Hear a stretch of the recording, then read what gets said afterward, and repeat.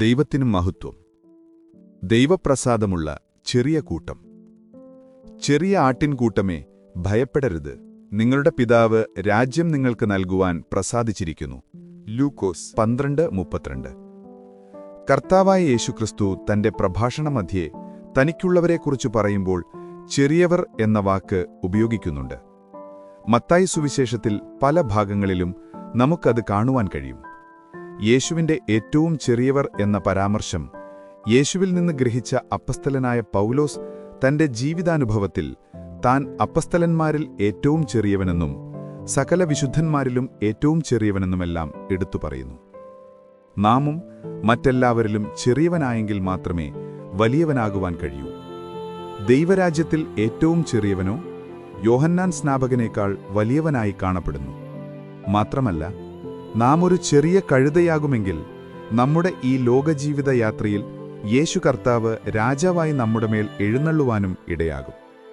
ചെറിയ ആട്ടിൻകൂട്ടം എന്ന് പറയുമ്പോൾ വലിയ ആട്ടിൻകൂട്ടവും ഉണ്ട് എന്ന് വ്യക്തം.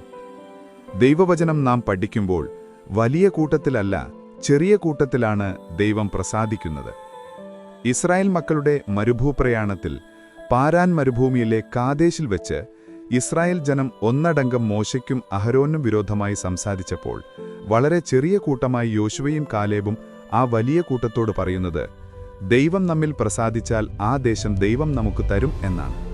അവർ ചെറിയ കൂട്ടമായി ദൈവത്തോട് പറ്റിനിന്നതിനാൽ ദൈവം ആ ദേശം അവർക്ക് നൽകുമ്പോൾ ആ വലിയ കൂട്ടം ജനം അതിൽ കടക്കുകയില്ല എന്ന് ദൈവം പറയുന്നു. ഒരേ ആത്മീകാഹാരം തിന്നും തങ്ങളെ പിൻഗമിച്ച ആത്മീയ പാറയായ ക്രിസ്തുവിൽ നിന്ന് ഒരേ ആത്മീയ പാനീയം കുടിച്ചും ആത്മീയരായി ജീവിച്ചവരെങ്കിലും ആ വലിയ കൂട്ടത്തിൽ ദൈവം പ്രസാദിച്ചില്ല. ആകയാൽ ദൈവം അവരെ മരുഭൂമിയിൽ തള്ളിയിട്ടു കറിയുന്നു. ഇത് നമുക്ക് ദൃഷ്ടാന്തമാകയാൽ നാമും ചെറിയ കൂട്ടത്തിൽ ഉൾപ്പെട്ട് ദൈവത്തെ പ്രസാദിപ്പിക്കുന്നവരാകാം. നാശത്തിലേക്കുള്ള വഴിയിലൂടെ പോകുന്ന അനേകരായിട്ടല്ല, ജീവങ്കിലേക്ക് പോകുന്ന വഴി കണ്ടെത്തുന്ന ചുരുക്കം പേരായി തീരാം. ഇടുക്കുവാതിലൂടെ കടപ്പാൻ നോക്കി കഴിയാതെ പോയ പലരായിട്ടല്ല, നല്ല പോർ പൊരുതു അകത്തു കിടക്കുന്ന ചുരുക്കം ചിലരാകാം. വിളിക്കപ്പെട്ട അനേകരായിട്ടല്ല, തെരഞ്ഞെടുക്കപ്പെട്ട ചുരുക്കമായി നമുക്ക് കാണപ്പെടാം. രാജ്ഞികളും വേപ്പാട്ടികളും കന്യകമാരുമാകുന്ന അസംഖ്യമായവരുടെ കൂട്ടത്തിലല്ല, യേശുവിന്റെ പ്രാവും നിഷ്കളങ്കയുമായ കാന്ത ഒരുത്തി മാത്രമായി നാം മാറ്റപ്പെടട്ടെ.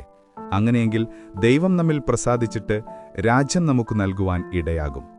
ചെറിയ ആട്ടിൻകൂട്ടം എന്ന് പറയുമ്പോൾ ആട്ടിൻകൂട്ടം എന്ന പ്രത്യേക കൂട്ടരെക്കുറിച്ചാണ് പറയുന്നത് എന്ന് നാം വീണ്ടും ചിന്തിക്കേണ്ടിയിരിക്കുന്നു. യേശു ആടുകൾക്കു വേണ്ടി തന്റെ ജീവനെ കൊടുക്കുന്നവനായ നല്ല ഇടയനായി ലോകത്തിലേക്ക് വന്നു. സർവ്വലോകത്തേക്കാൾ വിലയേറിയതായ മനുഷ്യന്റെ ജീവനെ വീണ്ടെടുക്കുവാനായി യേശു തന്റെ ജീവനെ മറുവിലയായി കൊടുക്കുന്നു. ഇങ്ങനെ ഒരു കൂട്ടം മനുഷ്യരെ തന്റെ ആടുകളാക്കി ഒരാട്ടിൻകൂട്ടവും ഒരിടയനുമാക്കുന്നു. ആകയാൽ യേശുവിന്റെ രക്തത്താൽ വീണ്ടെടുക്കപ്പെട്ട കൂട്ടരാണ് ഈ ആട്ടിൻകൂട്ടം. തന്റെ ആടുകൾക്ക് ജീവനുണ്ടാകുവാനും സമൃദ്ധമായ ജീവനുണ്ടാകുവാനുമായിട്ട് കൂടിയാണ് യേശു വന്നത്. ആ ഉദ്ദേശം നിറവേറ്റുവാനായി യേശു തന്റെ കൂട്ടത്തിലുള്ള ആടുകൾക്ക് തന്റെ ശബ്ദം കേൾപ്പിച്ച് അവയ്ക്ക് മുൻപേ നടക്കുന്നു. അവ യേശുവിന്റെ ശബ്ദം മാത്രം കേട്ട് അവനെ അനുഗമിക്കുന്നു. അന്യന്മാരുടെ ശബ്ദം അറിയായികയാൽ അവ അന്യരെ വിട്ട് ഓടി യേശുവിനെ തന്നെ അനുഗമിക്കുന്നു.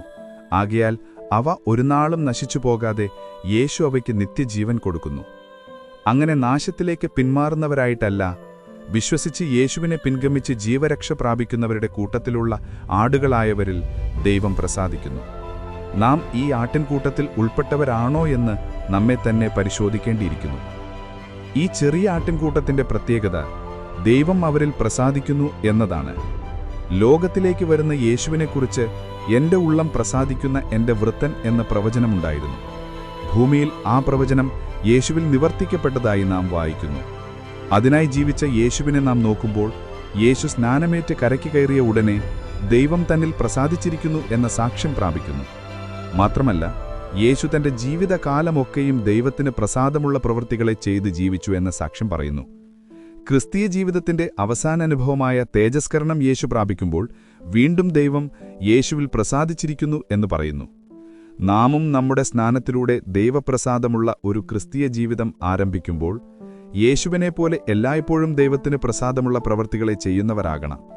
മാത്രമല്ല, നാം ബുദ്ധിയുള്ള ആരാധനയായി നമ്മുടെ ശരീരങ്ങളെ ജീവനും വിശുദ്ധിയും ദൈവത്തിനു പ്രസാദവുമുള്ള യാഗമായി സമർപ്പിക്കണം. കൂട്ടത്തിൽ നമ്മുടെ ജീവിതത്തിൽ മറ്റുള്ളവർക്ക് നന്മ ചെയ്യുവാനും കൂട്ടായ്മ കാണിക്കുവാനും മറക്കരുത്. എന്തെന്നാൽ ഈ വകയാഗത്തിലുമാണ് ദൈവം പ്രസാദിക്കുന്നത്. ഇനിയും ദൈവരാജ്യം ഭക്ഷണവും പാനീയവുമല്ല, നീതിയും സമാധാനവും പരിശുദ്ധാത്മാവിൽ സന്തോഷവുമാകയാൽ ആ ദൈവരാജ്യത്തിന്റെ അനുഭവത്തിൽ ക്രിസ്തുവിനെ സേവിക്കുന്നവൻ ദൈവത്തെ പ്രസാദിപ്പിക്കുന്നവനും മനുഷ്യർക്ക് കൊള്ളാകുന്നവനുമാകും. ഈ വിധമായി നമ്മുടെ ജീവിതത്തിൽ നാം നന്ദിയുള്ളവരായി ഭയത്തോടും ഭക്തിയോടും കൂടെ ദൈവത്തെ സേവിക്കുന്നവരായാൽ ദൈവം നമ്മിൽ പ്രസാദിച്ചിട്ട് നാം ഇളകാത്ത ദൈവരാജ്യം പ്രാപിക്കുവാൻ ഇടയാകും. ദൈവപ്രസാദം ലഭിച്ച് ദൈവരാജ്യത്തെ പ്രാപിക്കുന്നതിനെക്കുറിച്ച് നാം കൂടുതലായി ചിന്തിക്കേണ്ടിയിരുന്നു.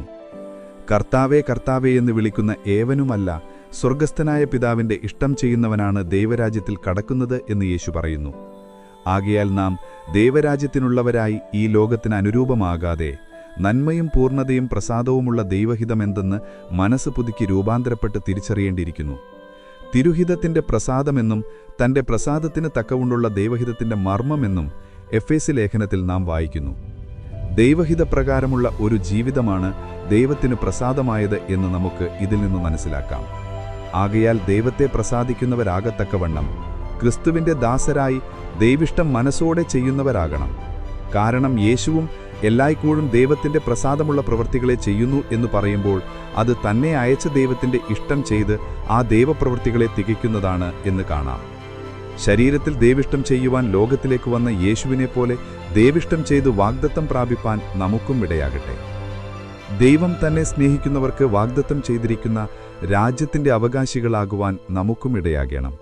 എന്നാൽ നാം ദൈവത്തെ സ്നേഹിക്കുന്നവരാകേണ്ടതിന് തന്റെ കൽപ്പനകളെ ലഭിച്ചു പ്രമാണിക്കുന്നവരാകണം. അങ്ങനെ ദൈവകൽപ്പനകളെ പ്രമാണിച്ച് ജീവിക്കുന്നവരാണ് ദൈവത്തെ പ്രസാദിപ്പിക്കുന്നവർ.